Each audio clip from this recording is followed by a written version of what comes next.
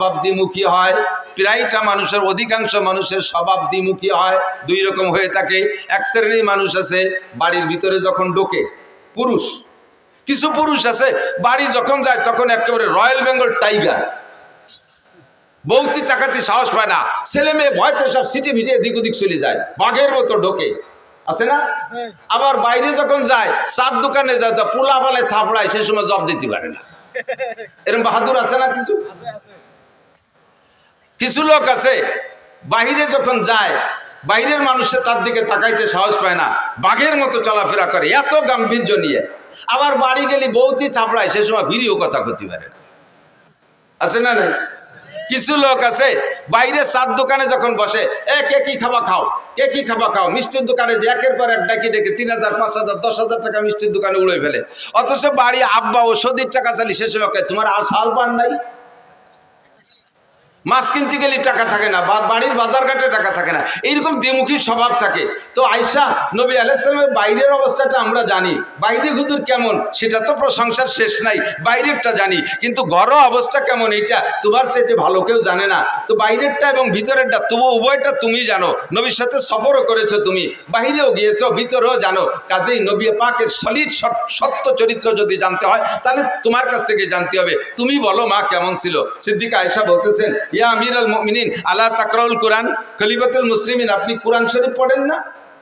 কোরআন শরীফ তো পড়ি, প্রায় তো সপ্তাহে 1-2 খতম দেই, তা কোরআন শরীফ পড়ে কি হবে? সিদ্দিকা আয়েশা বলতেছেন, কানা খুলুকুল কুরআন, কানা খুলুকুল কুরআন, 30 পারা কোরআন শরীফ যা বিশ্বনবী মুহাম্মদুর রাসূলুল্লাহ সাল্লাল্লাহু আলাইহি সাল্লামের গোটা জীবনীয়তা। কাজী যদি নবীর সিরাত আর আখলাক আর জীবন বৃত্তান্ত জানতে হয়, কোরআন শরীফকে শুরু থেকে শেষ পর্যন্ত পড়লেই বোঝা যাবে যে এইটা যেন বিশ্ব নবীর জীবনী পড়তেছে। এবার কোরআন শরীফকে 30 পারা যদি ভালো করে ব্যাখ্যা করে শুনাইতে হয় তাহলে 30 বছর এরকম হয় না, সুন্দর করে যদি বলতে হয়, মোটামুটি ভাবে যদি বলতে হয়। আর আমার মতো ছোট মানুষের দ্বারা তা সম্ভব না। আমার নবীর সিরাত, আখলাক, মিলাদ, বিস্তারিত লম্বা চওড়া কিচ্ছা আমি একটা জায়গা থেকে আপনাদের একটু অল্প একটু বলবো, বিরক্ত হবেন নাকি? যেহেতু মাসটা চলে যাচ্ছে আর শেষ দিক চলে আসছি, নবী আলাইহিস সালাতু ওয়াস সালামের জন্মটা কেমন হলো একেবারে নবী আলাইহিস সালাম নিজেই বলেছেন, হুজুর নিজের জন্ম সম্পর্কে বলেছেন, শুধু নিজের না, 2.5-3 লক্ষ নবী রাসূল দুনিয়ায় এসেছেন, 2.5 থেকে 3 লক্ষ নবী রাসূল দুনিয়া এসেছেন, নির্দিষ্ট সংখ্যা কাহারও বলার কায়দা নেই। হুজুর বলেছেন কোন নবী রাসূল আদম আলাইহিস সালাম থেকে নিয়ে ওই নবী রাসূল পর্যন্ত তার পূর্বপুরুষের ভিতরে যেই সিরিয়ালে আসছে, এ পুরুষের থেকেও পুরুষ, ও পুরুষ থেকেও পুরুষ, এরকম না সিরিয়াল, একজন পুরুষও ব্যভিচার ছিল না। যেই মহিলাদের মাধ্যম দিয়ে উনি দুনিয়া আসছেন ওই নবী রাসূল, একজন মহিলা ব্যভিচারিণী ছিল না, একজন মহিলা জিনা করে নাই, একজন পুরুষও ব্যভিচার চরিত্রহীন ছিল না। অন্যভাবে কাফের থাকতে পারে, মুশরিক থাকতে পারে, বেঈমান থাকতে পারে, কিন্তু চরিত্রের এই নোংরামিটা আসে নাই। একটা পবিত্র আত্মার মাধ্যম দিয়ে সমস্ত নবী রাসূলগুলো দুনিয়ায় এসেছেন। তন্মধ্যে সবচাইতে নির্ভেজাল একেবারে নির্দ্বিধায় বলা যায় আমার নবী সাল্লাল্লাহু আলাইহি সাল্লাম আদম আলাইহিস সালাম থেকে নিয়ে জন্ম পর্যন্ত এই মাঝে যতশো পুরুষ চলে গেছে, একটা পুরুষও চরিত্রহীন ছিল না, একটা নারীও চরিত্রহীন ছিল না। কথা বলেন ঠিক ঠিক না? নবী নিজেই দাবি করেছেন। কাজে এখানে আমার আর অভিযোগের কিছু থাকে? শেষ ফিনিশিং আইসা যেই 4 জন লাস্ট পুরুষ, এই 4 জনের থেকে শুরু করি। তার আগে একটু বলা লাগে হুজুরের নূরে নবুয়তি, বলেন নূরে নবুয়তি, কথাটা একটু বুঝতে হবে। নূরে নবুয়তি, নবী কিন্তু মানুষ। নবী মানুষ না জিন? জিন না মানুষ? ফেরেশতা না মানুষ? নবী আল্লাহ না মানুষ? নবী খালেক না মখলুক? মখলুক মানে সৃষ্টি, খালেক মানে সৃষ্টিকর্তা। নবী কি সৃষ্টিকর্তা? নবী কি খালেক? নবী কি রাজ্জাক? নবী আমাদের মতো মানুষ, পার্থক্য এতটুক, আমিও মানুষ, ডক্টর ইউনুসও মানুষ। একই নামে ইউনুস নামের কেউ থাকতে পারে? আছে না নাই? তাহলে এই ইউনুস আর ডক্টর ইউনুস, উনার নাম ইউনুস বলে আপনি উনারে সরাই দিয়ে সেই চেয়ারে বসে দেন, ঠেলা কারে পায়। ওই ইউনুসও যা দিয়ে বানাইছে, এই ইউনুসও তাই দিয়ে বানাইছে, পার্থক্য আছে ভিতরে অনেক কিছু, ঠিক না? হাসিনা নামে টুঙ্গিপাড়া বহুত মহিলা আছে না নাই? যে এই হাসিনা আর শেখ হাসিনা কি এক হাসিনা? খালেদা নামে বাংলাদেশে আরো মহিলা আছে না নাই? এই খালেদা আর ওই খালেদা কি এক খালেদা? মানুষ হিসেবে আমি আর নবী আলাইহিস সালাতু ওয়াস সালামের একই ম্যাটেরিয়াল দিয়ে তৈরি, কিন্তু আমার ভিতরে নূর ও নবুয়তি নাই, আমাকে আল্লাহ ওহী দেয় নাই, আমার কাছে জিবরাইল আসে না। নবী পাককে আল্লাহ তাআলা এই মাটির মানুষটাকে নূরে হিদায়াত দিয়া, নূরে নবুয়ত দিয়া, নূরে কোরআন দিয়ে আল্লাহ তাআলা তাকে সারা বিশ্বের শ্রেষ্ঠ মানুষে পরিণত করেছেন। ঠিক কি ঠিক না? এই যে লাইটটা বানাইছে কি দিয়ে? কাঁচের বডি না? হতে পারে কাঁচ, নাকি ইদানিং তো প্লাস্টিক চলতেছে, কাঁচই ধরেন, খেয়াল করেন, কাঁচের বডি, ঠিক না? এখন ওর মধ্যে লাইট যাওয়ার কারণে ওইটার নাম হয়ে গেছে কি?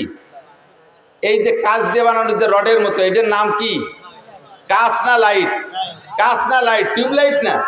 টিউবলাইট। বোঝেন নাই কথা? টিউবলাইট না? এই লাইটটা যদি কাইটে যায়, এখন ওটার মূল বডি তো বানানো কি দিয়ে? কাঁচ দিয়ে। এখন কি আপনি আপনার ছেলেরে বলবেন যে বাজারে তো একটা লাঠি কাঁচ কিনে নিয়ে আয়, একটা লাঠি কাঁচ কিনে নিয়ে আয়, তাই বলবেন? কি বলবেন? একটা লাইট কিনে নিয়ে আয়, তাই বলবেন, ঠিক না? মূলত লাইট হলো আলো, ভিতরের টুক আলো, বডিটা কিসের? কাছের না? আমার নবীকে আল্লাহ তাআলা মাটি দিয়ে বানাইয়া গোটা আদম জাতিকে দামি বানাই ফেলাইছে। নবী পাক মাটির মানুষ, ভিতরে নূরের লাইট, হিদায়াতের নূর, নবুয়তের নূর, কোরআনের নূর ঢুকাই দিয়া তাকে নূরের নবী বানাই দিয়েছে। কন্যা সুবহানাল্লাহ, ঠিক কি না? এই নূরের আগমন শুরু হয়েছে কোন জায়গা থেকে? শেষ জামানায় এসে হযরত ইব্রাহিম আলাইহিস সালামের ছেলে ইসমাইল থেকে শুরু হয়েছে। ইসমাইল আলাইহিস সালামের ভিতরে আল্লাহ তাআলা আমাদের নবীর আগমন উপলক্ষে এই নূরে নবুয়তিটা ফোকাস দিয়ে দিয়েছে। ইব্রাহিম আলাইহিস সালামের দুই ছেলে ইসহাক আর ইসমাইল। ইসহাক আলাইহিস সালামের বংশে বহু নবী, মুসা আলাইহিস সালাম, ঈসা আলাইহিস সালাম, দাউদ আলাইহিস সালাম, সুলাইমান আলাইহিস সালাম, তারপরে ইউসুফ আলাইহিস সালাম, এরকম হাজার হাজার নবী, লক্ষ লক্ষ নবী ইসহাক আলাইহিস সালামের বংশে জন্ম নিয়েছে। আর ইসমাইল আলাইহিস সালামের বংশে মাঝে কোনো নবী আছে কিনা তা আমার ভালো জানা নাই, তবে শেষ নবী, একজনই শ্রেষ্ঠ নবী, মুহাম্মদুর রাসূলুল্লাহ সাল্লাল্লাহু আলাইহি সাল্লাম। ইসহাক আলাইহিস সালামের বংশে 2.5 লক্ষ নবীও যদি হয়, রসুলও যদি হয়, সব নবী রসুলকে এক পাল্লায় দিলে, আমার নবীকে আরেক পাল্লায় দিলে কোন পাল্লা ভারী হবে? ভয় পাচ্ছেন? কোন নবীরে খাটো করছি না, নবীরা তো অনেক উপরের। তারপরে আল্লাহ তাআলা যদি আমাদের নবীকে দামি বানাইছে, বা দেখো দা বুজুর্গ তুই কিসসা মুক্তাসার, আল্লাহর পরে এই জগতের সবচেয়ে দামি আমাদের নবী মুহাম্মদুর রাসূলুল্লাহ সাল্লাল্লাহু আলাইহি ওয়াসাল্লাম। কথা বলুন ঠিক কি ঠিক না? ইসমাইল আলাইহিস সালামের বংশে জন্ম নিয়েছে আমাদের নবী। আস্তে আস্তে আস্তে আস্তে ইসমাইল আলাইহিস সালাম থেকে নিয়ে প্রায় 30 পুরুষ পরে আয়েশা হুজুরের আব্বাজি আব্দুল্লাহ রাদিয়াল্লাহু তাআলা আনহু, হুজুরের তাওই, দাদার বাপের নাম কি? দাদার বাপরে কি কয় আমাদের দেশে? তাওই। তাওই কয় না? দাদার বাপ তাওই বাপ, বুড়ো বাবা কয়। দাদির মারে বুড়ো মা, নানির মারে বুড়ো মা অথবা মাওই। তো হুজুরের আব্বা আব্দুল্লাহ, হুজুরের দাদার নাম হুজুরের আব্বা আব্দুল্লাহ, হুজুরের দাদার নাম আব্দুল মুত্তালিব বলে জানি। আর আব্দুল মুত্তালিবের বাপের নাম হাশেম। নাম কি? এই হাশেম হুজুরের চতুর্থ পুরুষ, হুজুর থেকে নিয়ে চতুর্থ পুরুষ। এত সুদর্শন, এত হ্যান্ডসাম পুরুষ ছিলেন, আল্লাহু আকবার। কুরাইশদের নেতা ছিলেন, মক্কার নেতা ছিলেন, কাবাঘরের জিম্মাদারি উনার হাতে ছিল। ইয়াং মানুষ, যুবক মানুষ, আল্লাহ। মক্কায় থাকতে উনার আরো কয়েকটা বিবাহ ছিল, সে সমস্ত ততাধিক বিয়ে, এখনো তো সৌদি আরবওয়ালারা অনেক অনেক বিয়ে করে। তো উনার আরো বিবাহ ছিল, আরো সন্তানও ছিল। এই মক্কায় উনার স্ত্রী পরিবার পরিজন রেখে উনি গাজায়, ফিলিস্তিনের যে গাজা না বর্তমানে গাজা, এই গাজায় উনি ব্যবসার নিয়েতে মদিনা হয়ে গাজার দিকে রওনা দিয়েছে। তো মদিনায় যাওয়ার পরে মদিনার বাজারে যখন উনি ঢুকছে, তখন মদিনার বাজার দিয়ে দেখতেছে সবকিছু, তার মধ্যে দেখে পর্দা পুষিত তো নেই, সবই বেপর্দা। এই বেপর্দার ভিতর দিয়ে একটা মহিলাকে দেখলেন, তার চাল চলন, উঠা বসা, হাঁটা, তার কথাবার্তা একটু ব্যতিক্রম, অত্যন্ত শালীন, অত্যন্ত ভদ্র, দারুণ নম্র, একটু লাজুক লাজুক মনে হচ্ছে, অত্যন্ত রূপসী সুন্দরী। এই মেয়েটাকে দেখিয়া হাশেমের নজর পড়ছে, লোক লাগাইছে, দেখো তো এই মেয়েটার অবস্থা কি, মেয়েটা কি বিবাহিতা না অবিবাহিতা, বিবাহিতা হলে বা বিধবা কিনা, তার স্বামী আছে না নাই। লোক লাগায় রায়বার লাগায় দেখা গেল যেই মহিলাটার স্বামী মানে বিবাহিতা মহিলা, 2টা বাচ্চা আছে, কিন্তু তালাক প্রাপ্তা, তালাক হয়ে গেছে, বর্তমানে স্বামী নেই। সুযোগ পেয়ে হাসেম প্রস্তাব দিলেন, তার কাছে বলো, আমার বাস্তবটা বলো, আমি কোন বংশের, আমি মক্কার মানুষ, আমি কুরাইশি মানুষ, আমি কাবা ঘরের জিম্মাদার, আমি কুরাইশদের নেতা, আমি বর্তমানে এই অবস্থা আছি, ব্যবসা বাণিজ্য আমার অনেক সুন্দর, আমার বাহ্যিক রূপ ও চেহারা দেখো, মেয়েটাকে বলো দেখতে, সে যদি আমাকে লাইক করে পছন্দ করে তাহলে আমি তাকে বিবাহের প্রস্তাব দিলাম, রাজি থাকলে তোমরা আমাদের বিবাহ পড়াই দাও। রায়বার যে সুন্দর করে বলার পরে মহিলা রাজি হয়ে গেছে, আচ্ছা ঠিক আছে আমি বিয়ে বলবো। যথারীতিতে বিয়ে হয়ে গেল। বিয়ে হয়ে যাওয়ার কারণে উনি তাৎক্ষণিকভাবে গাজায় চলে গেলেন না, মদিনায় কয়েকদিন অবস্থান করলেন, শ্বশুর বাড়ি, ওই মহিলার বাপের বাড়ি। সেখানে কয়েকদিন থাকার ভিতর দিয়ে আল্লাহর কুদরতি সিস্টেমে হাশেমের ভিতরে যে নূরে নবুয়তি চমকাচ্ছিল, ওই নূরে নবুয়তি ওই মহিলার গর্ভে চলে গেছে, মহিলা গর্ভধারিণী হয়ে গেছে। গর্ভ হয়ে যাওয়ার পরে উনি ওখানে স্ত্রীকে রেখে উনি গাজায় চলে গেছে। গাজায় ব্যবসা বাণিজ্যের ভিতর দিয়ে ওখানে ওনার ইন্তেকাল হয়ে গেছে, হাশেম আর ফিরে আসতে পারেনি। টাইম হয়ে যাওয়ার পরে মহিলা গর্ভপাত করেছেন, বাচ্চা ডেলিভারি করে দিয়েছেন। ডেলিভারির পরে যেই বাচ্চাটা হলো, এই বাচ্চার ভিতরে এবার সেই হাশেমের রূপরেখা নূরে নবুয়তি বাচ্চার মধ্যে চমকাইতেছে। পরিবার পরিজনের সকল সদস্য বাচ্চার চেহারা দিকে মুগ্ধ হইয়া তার নাম রাখতে বাধ্য হয়েছে সাইবাতুল হাম। সাইবাতুল হাম মানে প্রশংসার ডিব্বা। এত চেহারা, এত রূপ, এত সবকিছু দেখে সবাই মুগ্ধ, নাম রেখেছে সাইবাতুল হাম। মায়ের কোলে থাকে, নানা বাড়ি থাকে, থাকতে থাকতে 5-6 বছর যখন বয়স হয়ে গেছে, তখন হাশেমের মক্কা একটা ছেলে ছিল, নাম তার মুত্তালিব। একটু খেয়াল করতে হবে, খুব বোঝার নাম ছিল, তার নাম কি? মুত্তালিব। ওই হাশেমের ছেলে মুত্তালিব। মুত্তালিব খবর পাইছে আমার আব্বা মদিনায় একটা বিয়ে করছেন, সেই ঘরে আমার একটা ভাই জন্ম হয়েছে, আমার আব্বা তো গাজায় গিয়ে মারা গেছে, আমার বিধবা মায়ের কাছ থেকে দেখি আমার ভাইটাকে আনা যায় নাকি। মুত্তালিব চলে গেছে মদিনায়, যাইয়ে খবর নিয়ে খুঁজে পেয়ে গেছেন। পাওয়ার পরে বললেন যে মা, আমার ভাইকে আমার কাছে দিয়ে দেন, আপনি কষ্ট করবেন কেন, আমাদের সন্তান আমরা নিয়ে যাই। অনুমতি দিলেন, নিয়ে চলে আসলেন। উটের পিঠি বসাইয়া মক্কা থেকে মদিনা থেকে মক্কা 450 কিলোমিটার, 450 কিলোমিটার 7-8 দিন পর্যন্ত উটের পিঠে বসে আনতে আনতে আনতে যখন মক্কায় ঢুকছে, পিছনে ছোট বাচ্চা একেবারে ধুলায় ধূসারিত হয়ে গেছে, কাপড় চোপড় ময়লা হয়ে গেছে, গুলামের মতো দেখা যাচ্ছে। যখন মক্কায় ঢুকছে, মক্কিরা জিজ্ঞেস করছে, মুত্তালিব তোমার পিছে কে বসা? ওনার পিছে কে বসা? মুত্তালিবের ভাই, মুত্তালিবের ভাই। এখন যদি বলে পিছনে আমার ভাই বসা, তাহলে ওনার ইজ্জত যায়। যে গুলামের মতো একটা ময়লা নোংরা ছিঁড়া কাপড় পরা পোলা, সে ওনার ভাই, এই বলে ওনার ইজ্জত যাবে। বিদায় উনি ভাই বলে পরিচয় না দিয়ে হাজা আব্দি, এটা আমার গুলাম। তো গুলামের মালিক মুত্তালিব, মুত্তালিব হলেন মালিক, আর এইটা হলো সাইবাতুল হামদুল্লাহ গুলাম। আরবিতে 2 শব্দের মিলে আব্দুল মুত্তালিব, মানে মুত্তালিবের গুলাম। আসল নাম হলো সাইবাতুল হামদ। সাইবাতুল হামদ হলো হুজুরের দাদা। তো এখন মুত্তালিব পরিচয় দিচ্ছে, এটা আব্দুল মুত্তালিব আমার গুলাম। এরপরে বাসায় নিয়ে ধুয়ে মুছে পরিষ্কার করে কাপড় চোপড় নতুন করে পড়াইয়া তার নামে তারে পরিচিত করে দিতে চেষ্টা করতেছেন। কিন্তু আর কোনোদিনও মানুষ তাকে সাইবাতুল হামদ বলে ডাকে না, তারা আব্দুল মুত্তালিবকেই ডাকে। এই আব্দুল মুত্তালিব ধীরে ধীরে ধীরে ধীরে বড় হইলে মুত্তালিবের স্থানে, হাশেমের স্থানে চাবি ছিল মুত্তালিবের কাছে, মুত্তালিবের স্থানে এবার চাবি পেয়ে গেছে এই সাইবাতুল হাম আব্দুল মুত্তালিব। কাবাগরের চাবি ওনার হাতে, মক্কার নেতৃত্ব ওনার হাতে, দেখতে সেরকম সুঠম বডির অধিকারী, নুরানি চেহারা তার ভিতরে, নবুয়তি চেহারা তার ভিতরে ফোকাস মারতেছে। এই সাইবাতুল হাম আব্দুল মুত্তালিব এবার বিবাহ করছেন। বিবাহ করার পরে একটা সন্তান হয়েছে হারেস। নাম কি? হারেস। আব্দুল মুত্তালিবের প্রথম সন্তানের নাম হারেস। এই ছেলেটা বড় হয়ে উঠছে, মাঝে আর তেমন কোনো সন্তানাদি নেই। তো এই একটা হারেসকে নিয়ে আব্দুল মুত্তালিব কিতাবাদি পড়ে সন্ধান পাইছে যে কাবাগরের পাশে হযরত ইসমাইল আলাইহিস সালামের পায়ের ধাক্কায় জমজম কূপ হয়েছিল। কালের আবর্তে এই জমজম কূপ বন্ধ হয়ে গেছে। দেখি জমজম কূপ কোথায়, সব কিছু ম্যাপ মানচিত্র মাপিয়ে জমজম কূপের স্থানটা নির্ণয় করে হারেসকে নিয়ে 2 বাপ বেটা গেছে সেই জমজম কূপ খনন করতে। তার উপরে অনেক পাথর চাপা পড়ে আছে, 2 বাপ বেটা পাথর সরাইয়া জমজম কূপকে আবিষ্কার করবে, বের করবে, এটা খুব কঠিন ব্যাপার। 2 দিন 3 দিন পর্যন্ত খোঁজার পরে জমজম কূপ বের করতে পারে নাই। একটা সন্তান, তো আমাদের দেশে সুখী সন্তান, এক সন্তানের আব্বা বহুত আছেন না? ছেলে হোক মেয়ে হোক, কয়টা? একটা অথবা 1.5টা অথবা 2টা। 1.5টা মানে ঠ্যাং একখান নাই, হাত একখান নাই, আজ কোন পঙ্গু হয়েছে, আর একটা পুরো সুখী সংসার। এবার আমরা অত্যন্ত খুশি, একটা ছেলে একটা মেয়ে, জায়গা জমি বহুত কিছু আছে, ব্যবসা বাণিজ্য আছে, বড় আনন্দিত। তবে এক সন্তানের বাপ হওয়া অতটা সুখের বিষয় না। সময় সময় এক সন্তানের বাপ মহা বিপদেও পড়ে যায়, কথা কন না কেন? যেই বিপদে পড়ে আব্দুল মুত্তালেব আল্লাহর কাছে মান্নত মানছে। আমাদের দেশের বিপদ কি? আপনার পাশের বাড়িওয়ালা যদি থাকে, পাশের বাড়ি আপনার এক স্বাস্থ্য বাড়ি যদি 7টা ছেলে হয়, 7 ছেলের বাপ, তাহলে যেই বাপের 7টা ছেলে একবারে ঝাঁকা মেরে তাগড়া জুয়ন হয়ে ওঠে, 80 বছরে বাপেরও ফিরে যৌবন ফিরে আসে ছেলেদের শক্তির সাথে সাথে। এরা 8 বাপ বেটা লাইঠেল।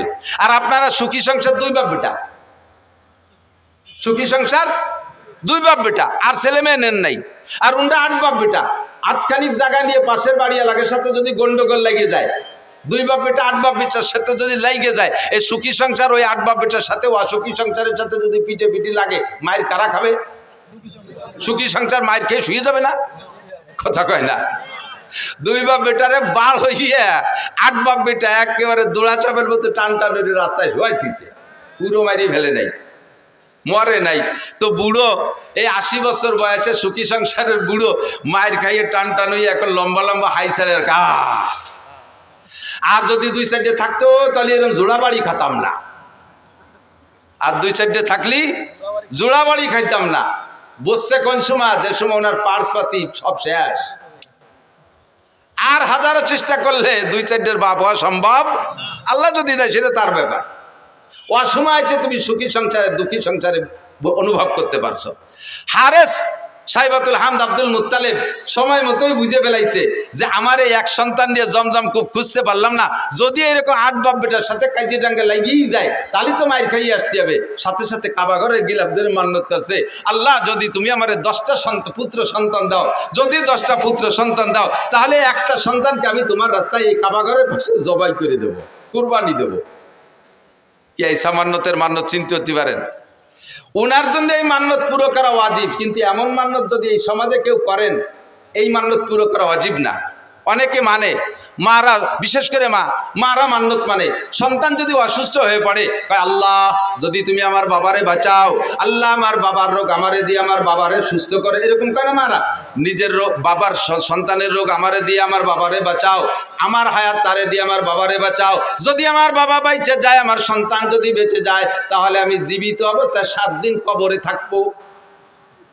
তাই দেখছো কিরম ঠেলে। এরকম মান্যতের মশালা আমার কাছে আসে, মিথ্যে কথা বলতেছি না।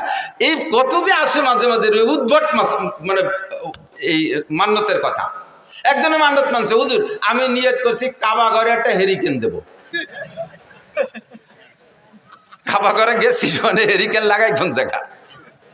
বাঙালি হেরিকেন কাবা ঘরে চলে, এ মান্যত মানছে জানি কি এর? এরকম কঠিন কঠিন প্রশ্ন। 7 দিন কবরে তাজা অবস্থায় থাকবো, থেকে দেখছেন একদিন? আরে মরার পরে একদিন থাকবো কিভাবে, সেই চিন্তায় ঘুম হয় না। মরার পরে কিভাবে কবরে থাকবো একদিন, সেই প্রথম রাতটা নিয়ে এই চিন্তা। কবরের প্রথম দিন, মার রব্বুকা মা দীনুকা ওমান হাদার রাজুলুল্লাযী বুইসা ফীকুম, 3টা প্রশ্নের জবাব আমাকে কবরে থেকে দিতে হবে। 3টা প্রশ্ন হবে আমার জন্য, আমার সামনে। এই 3 প্রশ্নের জবাব না দিতে পারলে আমার খবর আছে। ওই রাতটা, ওই দিনটা, প্রথম দিন কবরের ওই সময়টা নিয়ে চিন্তা করে, তাই রাতে বিছানায় পিঠ দিয়ে ঘুম আসে না টেনশনে। যারা চিন্তা করে, কথা কন না, ঠিক কি ঠিক না? যাদের মধ্যে চিন্তা আছে তারা ভয় পায়। আর তাজা 7 দিন কবরে থাকবা, এইরকম মান্যত যদি কেউ মানে, এই মান্যত পুরো করা লাগবে না, তার তওবা করে কিছু সদকা আল্লাহর রাস্তায় দিয়ে দিলে হবে। কিন্তু আব্দুল মুত্তালেবের মান্যত পুরো করা লাগবে, সাইবাতুল হামদের মান্যত পুরো করা লাগবে। 10টা পুত্র সন্তানের দোয়া করেছে আল্লাহর কাছে, আল্লাহ যদি 10টা পুত্র সন্তান দাও, একটাকে আমি তোমার রাস্তায় কুরবানি করে দেব। আল্লাহ টপ টপ করে একের পর এক 10টা পুত্র সন্তান দিয়ে দিয়েছে। জমজম খুব খনন করতে সন্তান লাগবে, এই জন্য 10টা সন্তান চাইছে। কয় বাব্বিটা মিলিয়ে এবার জমজম খুব আবিষ্কার করেও ফেলাইছে।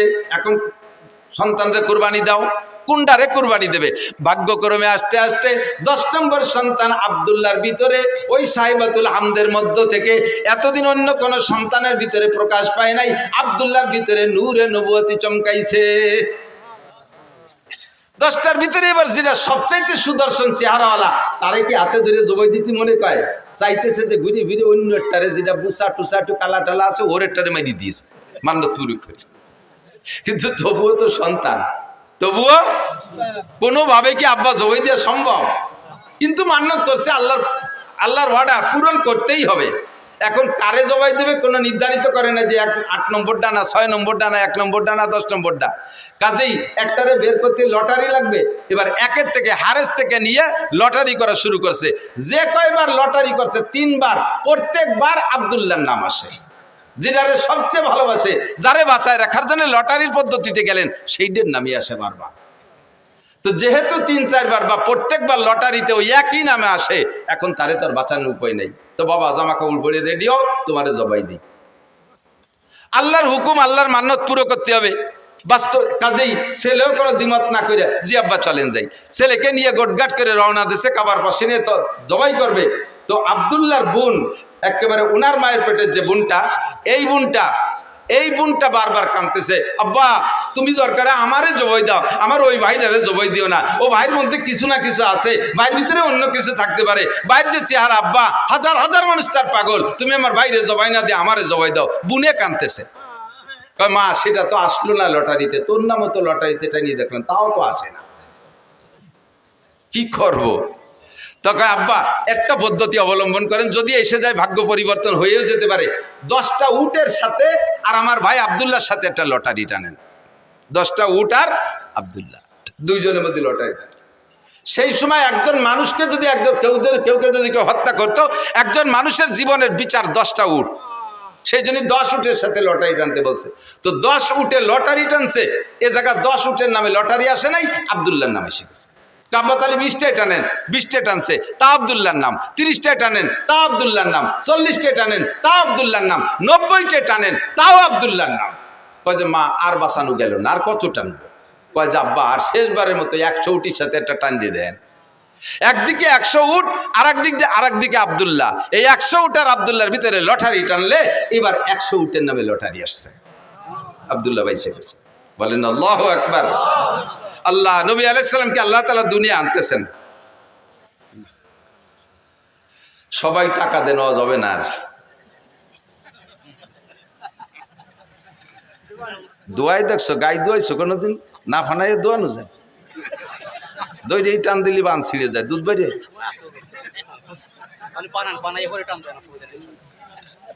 আল্লাহ একটু মিলাদ পড়ি না, মানুষ কয় যে কওমি হুজুরা মিলাদ পড়ে না, তাই মিলাদ পড়া শুরু হচ্ছে, তার মধ্যে এসে বাবা ঠেলি দিতেছে না, বাবা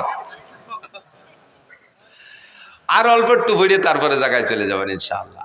আমি যত ভালো আজ করি আপনারা খুশি হবেন বা আপনাদের প্রয়োজন মেটবে, কিন্তু গাইরেস্তের যে চাহিদা আছে তা পূরণ না করলে আমারে খাতি দেবে না। আল্লাহ কষ্ট নিয়েন না। তো আব্দুল্লাহর জন্ম, আব্দুল্লাহ বেঁচে গেলেন 100 উটের বিনিময়ে। সেই থেকে বিচার হলো দিয়াত কয় রে, দিয়াত কয়, হদ দিয়াত। একজন মানুষকে মানুষ মারি ফেললে তার বিচার, তার যদি জান বাঁচাইতে তাহলে 100 উট দিতে হবে, 100 উট বা সমমূল্য টাকা দিতে হবে। তাহলে একজন মানুষের হত্যার বিচার এই উটের সম্পদে অর্থের মাধ্যমে মীমাংসা হয়ে যাবে। সেই থেকে 100 উট জারি হয়ে গেছে। কোরআনের বিচারে এখনো তাই, সে বিচার হুজুরও জারি রাখছে যে একজন মানুষের হত্যার বিচার হবে 100 উট। তো খাজা আব্দুল্লাহ বেঁচে গেলেন। এবার আব্দুল্লাহর ভিতরে নূরে নবুয়তি চমকাইতেছে। যেদিকে যায় সেদিকে মানুষ আব্দুল্লাহর দিকে তাকায় থাকে, যেদিকে যায় সেদিকে নারীর আব্দুল্লাহর দিকে তাকায় থাকে। এবার এই করতে করতে ধীরে ধীরে আব্দুল্লাহর বয়স হয়ে গেছে, বিয়ের বয়স হয়ে গেছে। আব্দুল্লাহকে বিয়ে দেওয়ার জন্য আব্দুল্লাহর বাপ আরো সবাই মিলে চেষ্টা করতেছে, মাইয়ে খুঁজতেছে। খুঁজতে খুঁজতে আব্দে মুনাফের একটা মেয়েটা বড় রূপসী, মেয়েটির নাম আমেনা। এই রায়বারের মাধ্যমে ঘটকালি করে সেই বাড়ি বিবাহের উদ্দেশ্যে আব্দুল্লাহকে নিয়ে চলতেছে। পথিমধ্যে এক এহুদি মহিলা এই আব্দুল্লাহকে দেখা সকলের ভিতরে থেকে ডেকে একটু এদিকে আনছে, ভাই একটু এদিকে আসবেন, ডেকে নিয়ে গেছে। ভাই আপনাকে 100 উট দেবো, আপনি আমার সাথে একটু জীবন দেবেন, আমাকে আপনার বডিটা দেবেন, আপনার দেহটা আমাকে দেবেন 100 উটের বিনিময়ে, রাজি আছেন? আব্দুল্লাহ বলতেছে, সাবধান, আর কখনো ফার্দার এমন চরিত্র নষ্ট হওয়ার কথা বলবা না। আমি জীবনে কোনোদিন আমার চরিত্রে একটা তিল পরিমাণ দাগ লাগাইতে দেই নেই, আমার পূর্বপুরুষের ভিতরে এই বদনাম নাই, আর তুমি এমন নোংরা প্রস্তাব দিচ্ছ আমাকে। ধমক দিছে। মহিলা ভয়তে কথা বলে নাই, কিন্তু মহিলার উদ্দেশ্য খারাপ ছিল না, তার উদ্দেশ্য অন্যভাবে ছিল ভালো। এবার আব্দুল্লাহ চলে গেছেন বিবাহের অনুষ্ঠানে, শ্বশুর বাড়ি চলে গেছে, বিয়ে হয়ে গেছে। আমেনাকে নিয়ে 3টি রাত সেখানে রাত যাপন করে তারপরে যখন ফিরে আসতেছে ওই ইহুদি মহিলার বাড়ির কাছে আসলে এবার ইহুদি মহিলা আবারও আব্দুল্লাহকে ডেকে বলছে, ও ভাই এদিকে আসো, তুমি কোথায় গেছিলে? অমুক জায়গা গেছিলাম। কি কারণে? বিয়ে করতে গেছিলাম। বিয়ে করছেন? বলে জি করছি। স্ত্রীর সাথে রাত যাপন করেছেন? বলে জি তা করেছি। সব আপনার চেহারায় ফুটে উঠতেছে, যেই নূর নিয়ে আপনি এখান দিয়ে গিয়েছিলেন সেই নূর আর এখন এদিকে আসে নাই, আপনার সেই চেহারা নাই, আপনার সেই নূরানি চেহারা কোনো না কোনো নারীর গর্ভের ভিতরে রয়ে গেছে। যেই গর্ভের ভিতরে রয়ে গেছে সেই গর্ভের সন্তানটা মুহাম্মদুর রাসূলুল্লাহ সাল্লাল্লাহু আলাইহি ওয়াসাল্লাম, নবী পাকের মিলাদ। এরপরে মহিলা বলতেছে, আল্লাহে আমি আপনার সাথে চরিত্র নষ্ট করার কোনো প্রস্তাব দিয়েছিলাম না, আমি 100 উটের জন্য দিতে চেয়েছিলাম। আপনার ভিতরে আখিরি নবী মুহাম্মদুর রাসূলুল্লাহ সাল্লাল্লাহু আলাইহি ওয়াসাল্লামের নমুনা আমি দেখতেছিলাম। আমার মনে আশা ছিল যে সেই নূরটা আমার গর্ভে আসতো, আপনি যদি আমার সাথে বিবাহে রাজি হতেন তাহলে আমার দেনমোহরের দাবি ছেড়ে দিয়ে আপনাকে আমি 100 উট দিতাম ওই নূরটা আমার পেটে নেওয়ার জন্য। যেহেতু এখন অন্য জায়গায় চলে গেছে, এখন আপনাকে আমি একটি পয়সার বিনিময়েও আপনাকে আমি বিয়ে করতে রাজি না। আব্দুল্লাহ থেকে চলে গেছে আমিনার গর্ভে। সময় পুরিয়ে গেল, নবী আলাইহিস সালাতু ওয়াস সালামের জন্ম হবে। এই জন্মের কিছুদিন আগে হুজুরের আব্বাজি ব্যবসায় যে সেখানে ইন্তেকাল করেছেন। হুজুরের আব্বা আর আসেন নাই, মদিনার পথে ইন্তেকাল করেছেন। এরপরে নবী আলাইহিস সালামের জন্ম হলো। নবী আলাইহিস সালামের জন্ম যখন হয়, কিসরার সিংহাসনে পাথর লাগানো ছিল, যেই পাথরকে তারা পূজা করত, যেই পাথরকে শ্রদ্ধা করত, পাথর থেকে লাইট চমকাইতো। নবী আলাইহিস সালাতু ওয়াস সালামের জন্মের সাথে সাথে আরশে আজিমের মালিকের কুদরতি সিস্টেমে ওখান থেকে 14 খান পাথর খসে পড়ে গেছে। শিখা চিরন্তন নামে একটা আগুন জ্বালাইতে 1000 বছর পর্যন্ত।